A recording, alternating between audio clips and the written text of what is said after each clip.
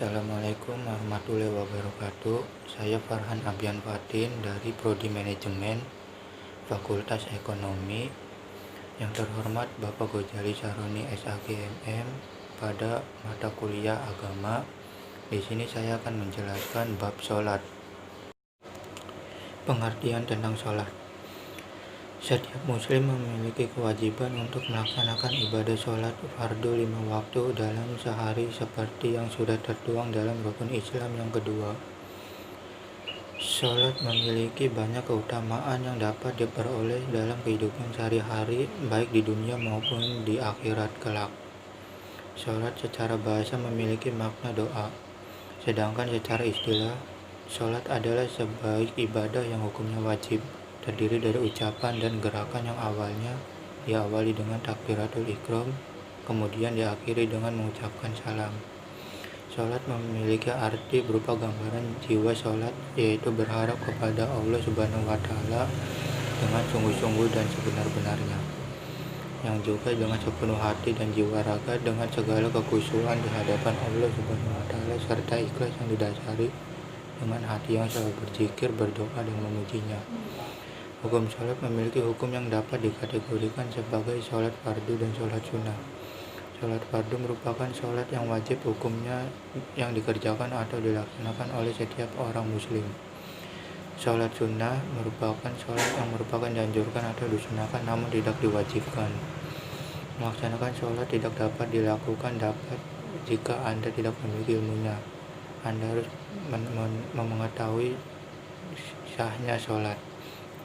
Syarat wajib sholat ada 3, yaitu pertama Islam, yang kedua balik, yang ketiga berakal. Ketiganya syarat wajib, terdapat juga syarat sah sholat yang perlu diperhatikan.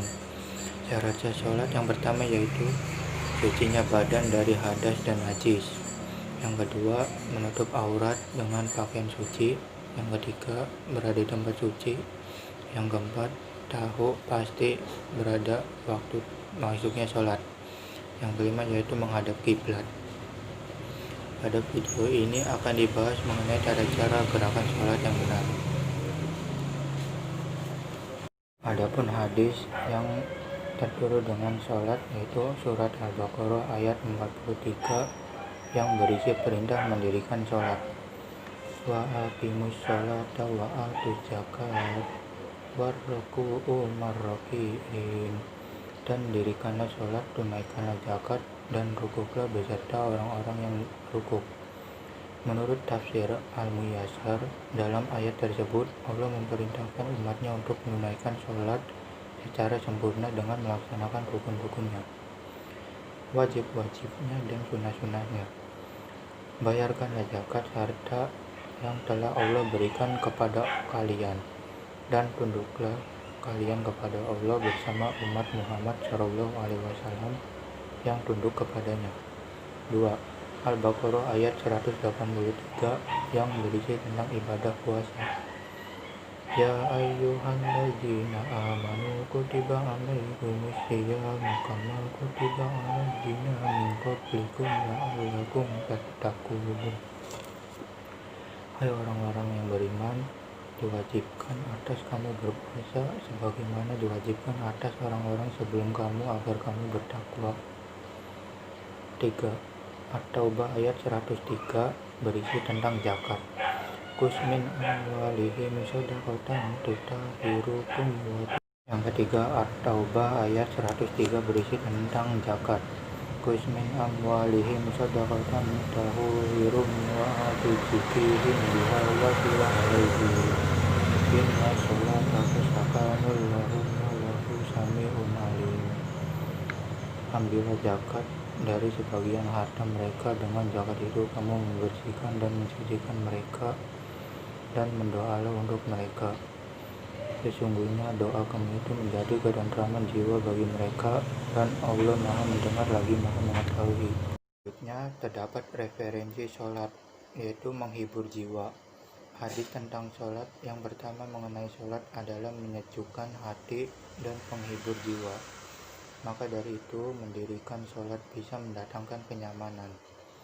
Berdasarkan hadis riwayat An-Nasa'i dan Ahmad, Rasulullah Shallallahu Alaihi Wasallam bersabda, Hubbaba ilayya minad dunya nasa'u wa thayyibu wa ju'ila qurratu aini fi sholat. Jadikanlah kesenanganku dari dunia berupa wanita dan minyak wangi, dan dijadikanlah penyejuk hatiku dalam ibadah sholat. Selain itu, Nabi Muhammad juga meminta sahabatnya Bilal untuk mendirikan sholat, sebab ibadah tersebut bisa menyamankan diri seseorang.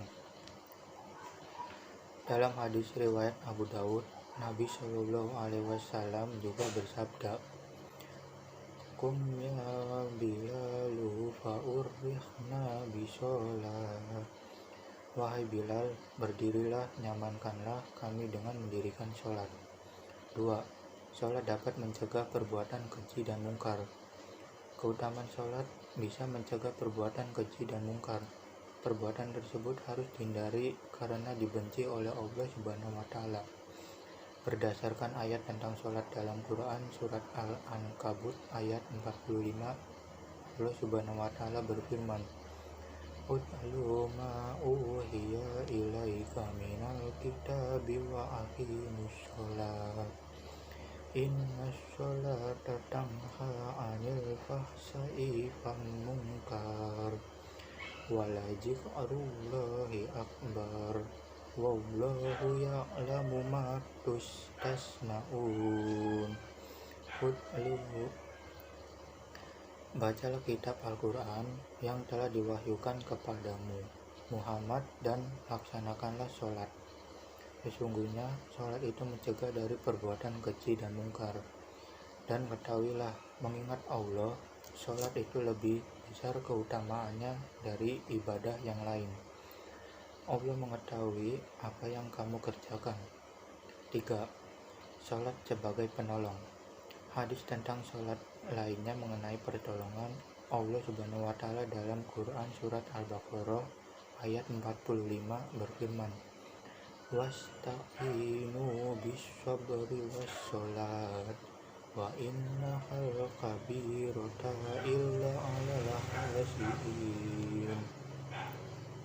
Dan mohonlah pertolongan kepada Allah dengan sabar dan sholat. Dan sholat itu sungguh berat, kecuali bagi orang-orang yang khusyuk. Dalam hadis riwayat Abu Daud, Hudzaifah radhiyallahu anhu, beliau mengatakan, Kana nabiyyu sallallahu alaihi wasallam idza hajabahu amru sholat.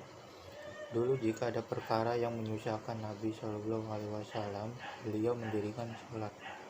4. Kebaikan yang banyak. Keutamaan sholat juga dapat memberikan kebaikan yang banyak bagi umat Islam. Berdasarkan hadis riwayat Ahmad dari Abdullah bin Umar radhiyallahu anhu, Nabi Shallallahu Alaihi Wasallam mengingatkan tentang sholat pada suatu hari.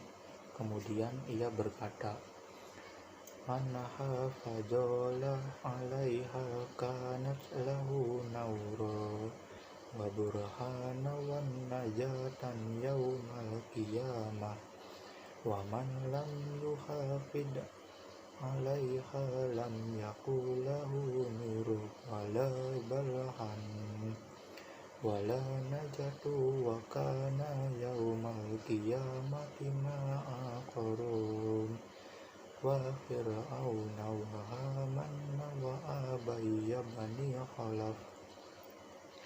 Siapa saja yang menjaga sholat, maka dia akan mendapatkan cahaya, petunjuk, dan keselamatan pada hari kiamat. Sedangkan siapa saja yang tidak menjaga sholat, dia tidak akan mendapatkan cahaya, petunjuk, dan keselamatan. Dan pada hari kiamat nanti, dia akan dikumpulkan bersama dengan Qarun, Fir'aun, Haman, dan Ubay bin Khalaf.